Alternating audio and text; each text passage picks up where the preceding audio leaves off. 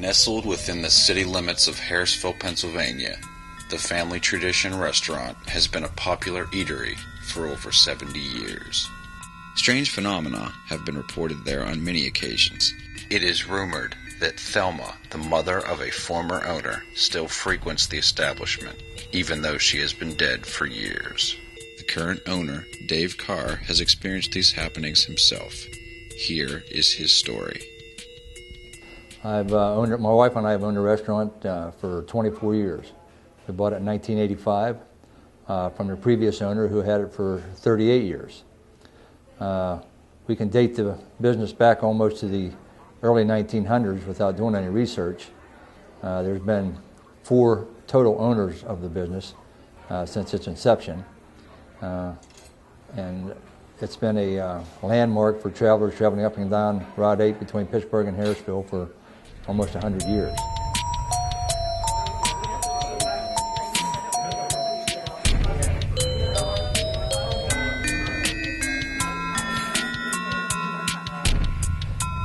I have 2 pictures on the dining room wall that were given to me by the previous owner. The one is shown in the 1930s era.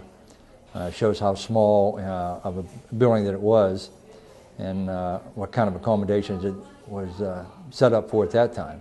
And then the other picture is in 1948 or 1949, shortly after the previous owner bought the establishment. And it shows the addition of a gas station on the south side of the building, and also they had added on a dining room. Again, you know, if you look at the pictures, you can see at the one in 1930, Route 8 was actually a brick highway at that time, at least in the Harrisville borough. And so a lot of things have changed in this area since then. The counter area of the restaurant, the area that the customers encounter when you first come through the entry door, is still some of the original building that was built in the early 1900s. The counter has been replaced. We replaced it probably 10 years after we bought the establishment. This dining room, the middle dining room, was already here when we bought the place, but we added this room here on in 1990. It increased the seating capacity to approximately 140 people. The rest of the building has remained pretty much the same as it was when the previous owner purchased it in 1947. With the exception, we did add some cooler spaces and refrigeration that were not present when we bought it. There's been some other modifications, of course, new roofs, new windows. Parking area has been expanded, and just a recent facelift in the front of the building, which we completed in October.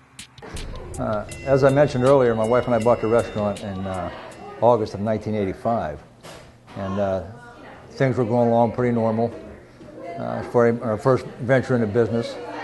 And then in the early spring of 1986, things started to change.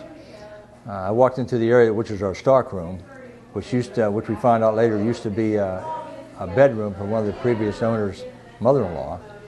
And there in the corner of the room was an elderly lady looking directly at me. She was an older lady in an older dress, gray hair, and she had a shawl over her shoulders. And the whole thing, to the best of my estimation, lasted maybe 3 to 5 seconds. It seemed like an eternity, and it took me back. This is our stock room. This is the area where the first 2 sightings of Thelma happened. This is the area that I walked into in the spring of 1986, come through that door. At this time, this was just an open room. It used to be the bedroom. This is the room where we believe, if the entity is Thelma, we believe it is. And she died in this room like in 1957. And so we think that's why it's her from all accounts. She fits the description. But I walked in to get something out of the stock room, and she was in this corner right over here, actually suspended in the air. And like I said, it was a very eerie experience. I don't consider myself a man that squeamishes easily, but it put chills up and down my back for a few seconds.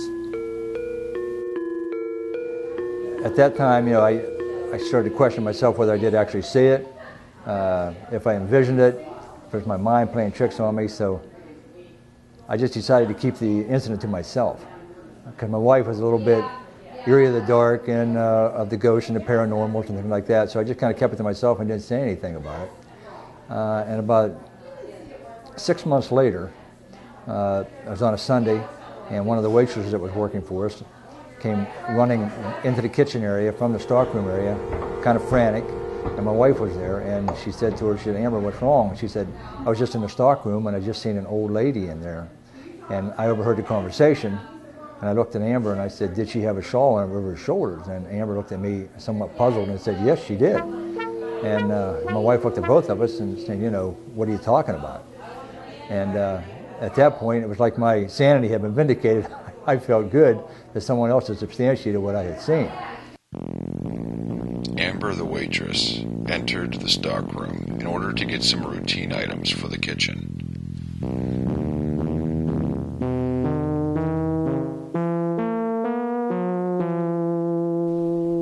Feeling as though she was being watched, she turned her head, only to see an older woman wearing a shawl and looking right at her.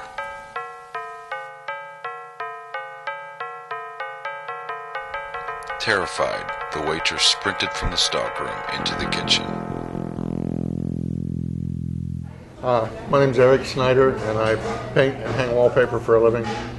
And we were putting the wallpaper on this wall, me and a friend of mine, and we were also the board that goes on the wall, the drywall below the wallpaper, and we were back in the back cutting it. And we'd been here all night, and we were making a pot of coffee, and just when the coffee was about ready, a door flew open, and we heard somebody out here. It just sounded exactly like you were the ring of banging a spoon on the side of a coffee cup or a creamer. And my friend said she's out there and she wants coffee. And it also the sign flashed all night, and they said they'd never seen it do that again or before. After we had the experience with the cook seeing the apparition in the walk-in cooler, one of my choice instances was I had a cook that worked for me. His name was Jesse, and he was never married and lived at home with his parents, and he was about 38 years old. But he had went to culinary school, and he used to stay after work and bake the pies for me. And the one morning, I got up to go to work. I was working for a coal company at the time, and I leave the house like at 4:45 in the morning, and I come up and the lights were still on here and the back door was open. It was in the summertime, so I stopped in to see what was going on. Couldn't find anything out of place, so I just had shut the lights off and went to work. And when I come home that night, Jesse was working that night, and he said, "You're going to have to get somebody else to bake pies for you at night."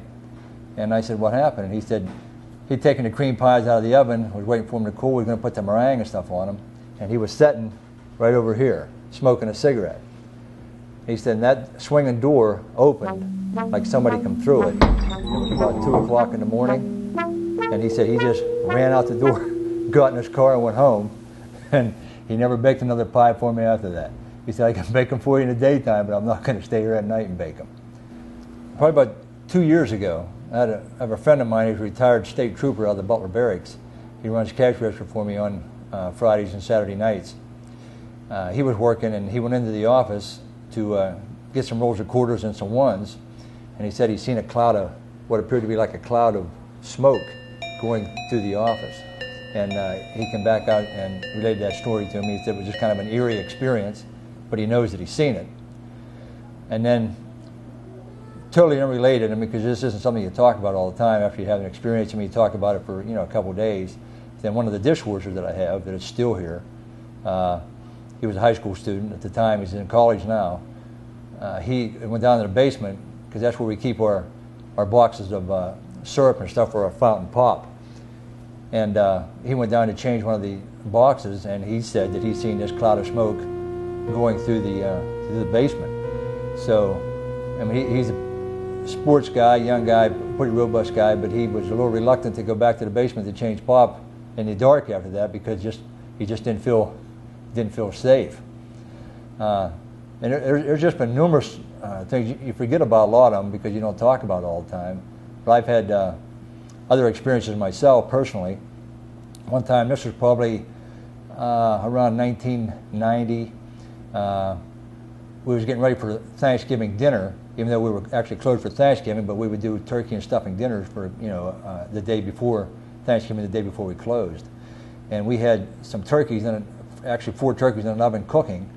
And we got ready to close, and the turkeys still looked like they needed another couple hours to cook, so we went home, and I told my wife I was going to come back up around 11 o'clock and see if the turkeys were done, take them out of the oven. And I was in the kitchen area. And at that time, the previous owner, and I failed to mention this, Pearl Phillips, the lady who had it for 38 years before I bought it, she stayed here because this was her home, and she had a bathroom, bedroom, and a den back where my new kitchen area is right now. And she was back in the bedroom sleeping at that time. Well, I checked the turkeys. They were done.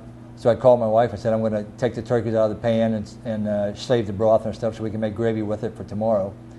And while I was standing there, there was an entryway to our basement, and the door, which is gone now because you had to remove it when we put the new kitchen in.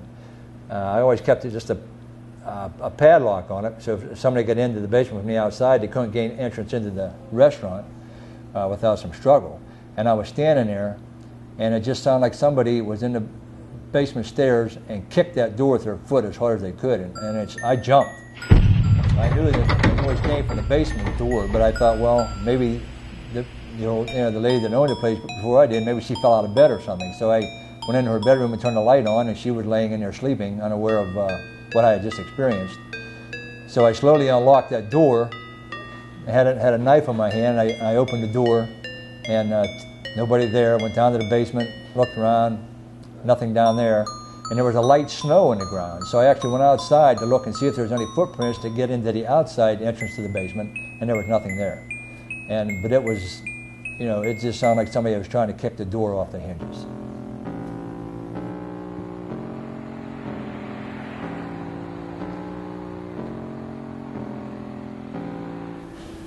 And we've had, several other instances. I think a lot of the employees have had, they've heard things, haven't seen things, but they've heard things. Doors closing when they shouldn't close, or doors, finding doors open, lights on, lights going off and on. But it's we've just come to the understanding that whoever this is, whatever this entity is, that we just coexist with it on a regular basis. I mean, there's been nothing sinister happening since we've been here. It's just it kind of unnerves you some. The supernatural or the unknown, you just don't know what's happening. You wish that you could put a name to it, a face to it, but we can't. We just learned that it's there, and when some strange things happen, we just laugh and say, Thelma's up to her old tricks, and we just go about conducting the normal business as business people do, and we've just learned to live with it.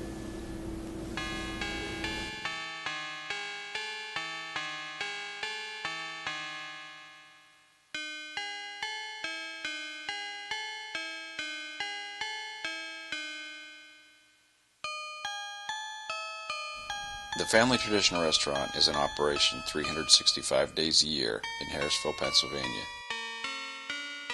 Experience it for yourself. You never know when Thelma might be around.